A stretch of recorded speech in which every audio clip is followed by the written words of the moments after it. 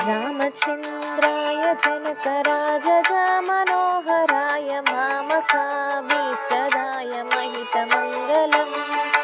रामचन्द्राय जनकराजमनोहराय मामकाभीष्टदाय महितमङ्गलम्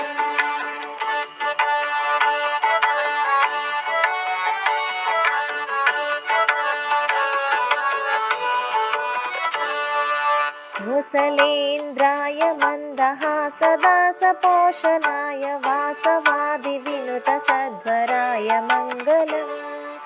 कौसलेशाय मन्दहासदासपोषणाय वासवादिविनुतसध्वराय मङ्गलम्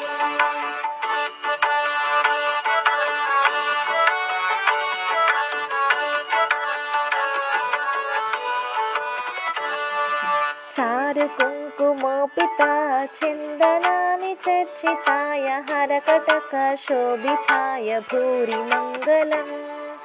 चारुकुङ्कुमोपिता चन्दनानि चर्चिताय हरकटकशोभिताय भूरि मङ्गलम्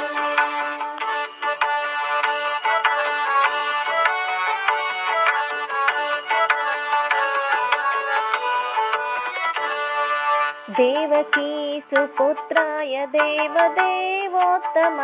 भावजा गुरुवराय भव्यमङ्गलम् देवकी सुपुत्राय देवदेवोत्तमाय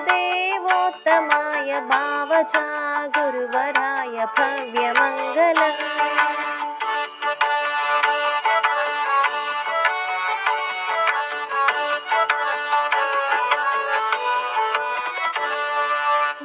विमलरूपाय विविधवेदान्तवेद्याय सुमुखचित्तकामिताय शुभदमङ्गलम्